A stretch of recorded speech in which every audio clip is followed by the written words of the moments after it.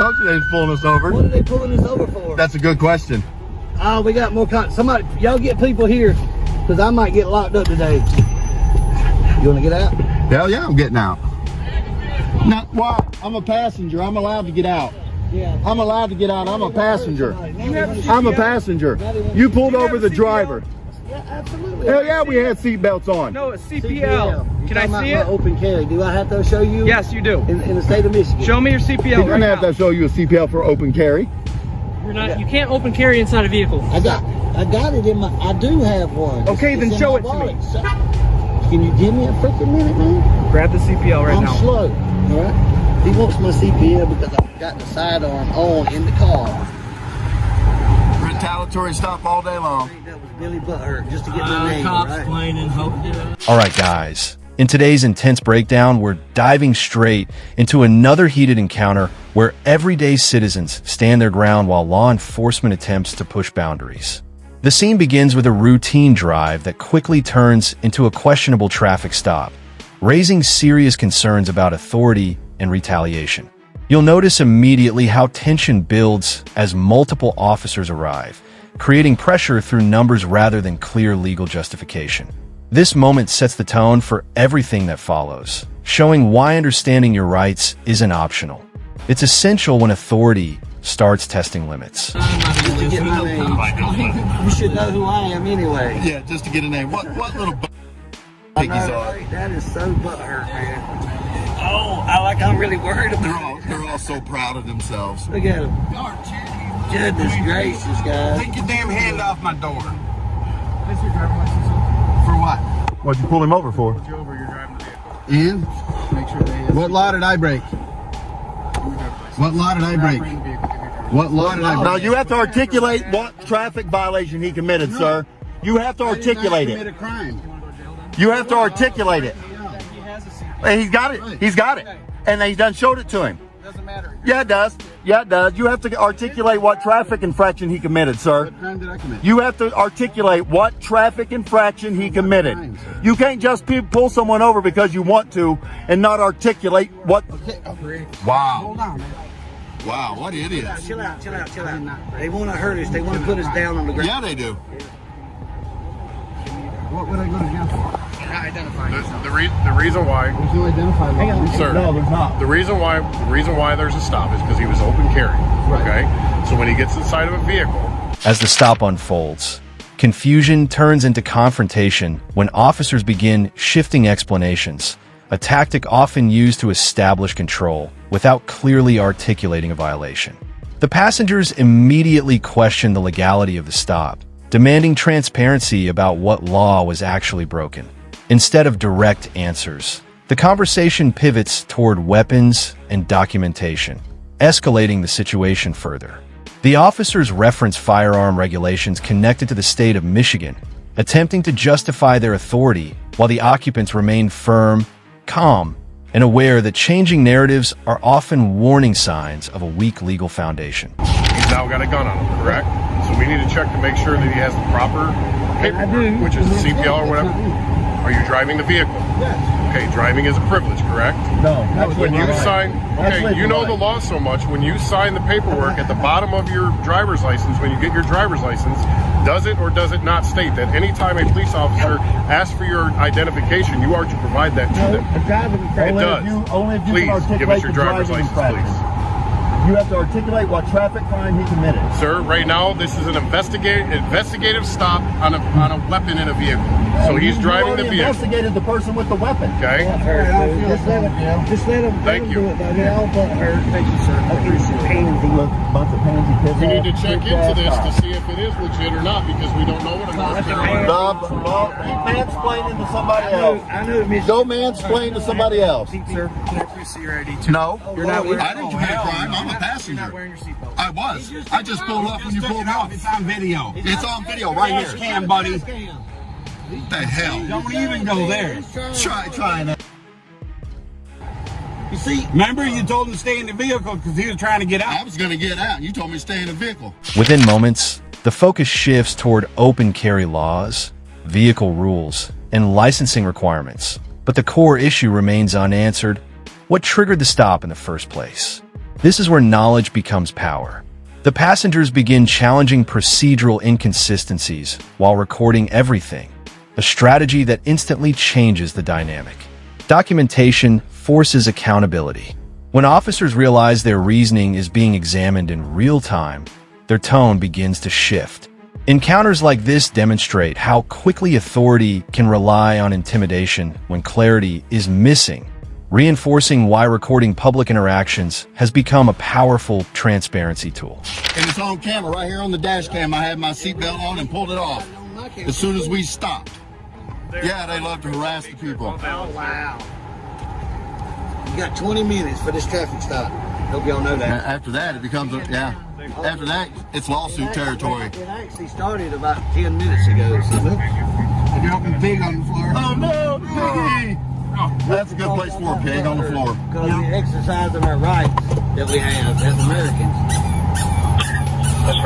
to redress our government. I mean, And they're sir, I'm open sure carry. you're aware that they And the explained to you open when you got your CPL that inside of a car there is no such thing as open carry. So it's nothing more But than I gave it to you. Why you keep talking about that? Dude? Well, sir, I just explain why you No, were I stopped. I'm understand just trying that. to have a pleasant conversation No, with you. that's I haven't fine. been rude. Y'all all butt hurt because we was over there. And Passive aggressiveness is very rude. I'm not butthurt. I don't really. Passive aggressiveness I'm is very having a rude. conversation. you gloved up because you wanted to slam us on the ground. Yeah, all of them. Up then. You don't glove up for nothing. We Well, glove you- up almost maybe every you don't call. have any. Do you? Glove up almost every call. I doubt it. His must have fell in the. You're good. Can I get out now? Glove Can I up. get out? Glove up. It's hot. You're detained. Now the pressure intensifies as officers attempt to control movement inside the vehicle, emphasizing compliance while avoiding direct legal articulation.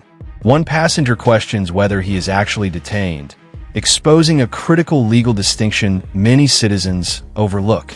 The conversation becomes sharper, more direct, and far more confrontational. You can feel the frustration building on both sides. Situations like this often escalate when authority expects submission instead of dialogue. The camera keeps rolling, capturing every contradiction, every pause, and every moment where uncertainty replaces lawful explanation. I'm not detained. I didn't commit a crime. I'm a passenger. You, I'm not detained. You gotta have a reason to detain me. Traffic stop. No. Only the driver. Only the driver, not the passenger. You have to You can't detain me when I haven't done anything wrong just because I'm in a car with somebody you pulled over. You'll get around to it. I'm hot, Yeah, dude. you good? Don't. I can open the door. Look at this fucking time. I can open the door. You. Because I exercise my rights outside, I get some sun. That's why I got tan. Right, because we get outside. Yeah, right. Yeah. You gonna go home and read it? If you go to the local library, you can get Constitution for Dummies. It makes it so much easier for you retards to understand. No, seriously, there is a book called The U.S. Constitution for Dummies. And I seriously have it at home. And they made it for cops. Do you really? You ought to read it. Right on, brother. Boom, air hit. Yeah. Because that one actually explains it quite well for anybody to understand it. Right. It's getting heavy. As a matter of fact, I got my copy in the trunk. What crime are you investigating me for? What crime are you investigating me for? What crime? What crime? At this stage, the encounter turns into a battle of legal awareness versus procedural authority. The passengers reference constitutional protections and repeatedly demand clarification, while officers attempt to reframe the situation as an investigative stop. This shift is important because investigative stops require reasonable suspicion, not assumptions. Mentions of legal interpretation begin circling around constitutional rights rooted in the United States Constitution, reminding viewers that these protections apply during real-world encounters, not just inside textbooks or courtrooms. Are you investigating me for? Because there isn't one. I'll explain it to you. I'm waiting. Okay, per the Supreme Court, during a traffic stop, all occupants of the vehicle... Wrong. You're wrong. You are totally wrong. You are totally Get out wrong. of the car and see if I'm wrong. The only person, yeah, he wants to put hands on. The only time you can tell somebody to stay in a car is for officer safety, and I clearly am not a threat to your safety. That's how the Supreme Court case law reads. It's a minor. No, not all occupants. Only the vehicle and the driver themselves. Only the vehicle and the driver themselves, unless you can articulate a crime the passenger committed. That's the only time. Trust me, you think we don't read case law? You think we don't know what we're talking about? It all come out in the wash in a lawsuit. I promise you. I promise. More breeze than we are. We just driving down the road. You're getting a hell of a lot more breeze than we are stuck in this car, though. Dude. They think because they read the first line of some case law, they know what case law is. Hurt my feelings. They don't read the whole opinion. Yeah, this cam back. Oh, you serious? Yeah, his body cam, he's holding the Cam backing you with his body cam. As the interaction continues, the conversation moves toward case law and enforcement boundaries. One of the most interesting elements here is how both sides reference legal authority, but only one side demands specific articulation tied to observable violations. References to court interpretations indirectly point toward rulings from the United States Supreme Court, where traffic stop authority and passenger rights have been debated for decades. These moments highlight how critical legal literacy has become in modern public encounters. That's so cute. That's so cute. Yeah, I hear you, right? It must be you. Oh man, I hope y'all want all these complaints, man. Oh, complaint. Well, yeah, this is borderline lawsuit here. My attorney will have a ball with this. I'll be calling him tomorrow. Great. I'm not going to tell you that, but trust me, I got 2 attorneys, so. Y'all got 9 more minutes. Calm Fanta? down. Calm down. Fanta orange? Calm down. Whatever we decide it's going to cost. I prefer Orange Crush personally, but Fanta's pretty good too. Hell yeah.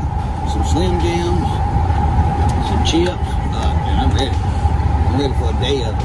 I'm going to go to River Rouge, go to the dispensary, and get some weed next. Oh, don't do that and drive off. I'm not driving. I'm not driving. I won't smoke it in the vehicle either because that's like open container. I'll make sure I get out somewhere private and smoke it. I know. Trust me, we know the law, guys. We're not dummies.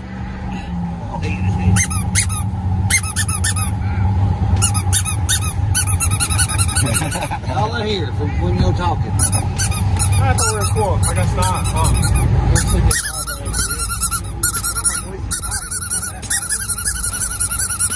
Momentum begins shifting dramatically when officers struggle to maintain a consistent justification for prolonging the stop. The passengers remain vocal but controlled, continuing to question the legality of extended detention. Time becomes a major factor, as prolonged stops without clear cause can open the door to legal consequences. You can sense the shift. What started as an aggressive display of authority slowly turns into a defensive posture. Cameras, confidence, and calm persistence begin dismantling the pressure tactics that were present at the beginning of the encounter.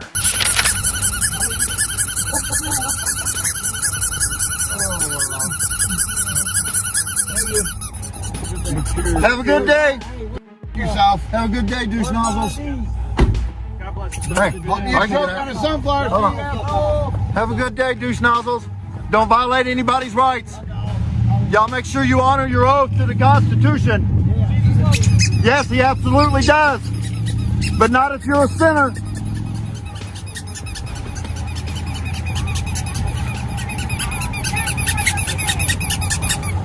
Yeah. We better park. Yeah. Or they'll Hold on, I'm gonna get a parking spot. We're gonna park. As the encounter winds down, the officers ultimately disengage, leaving behind a powerful reminder of why awareness matters.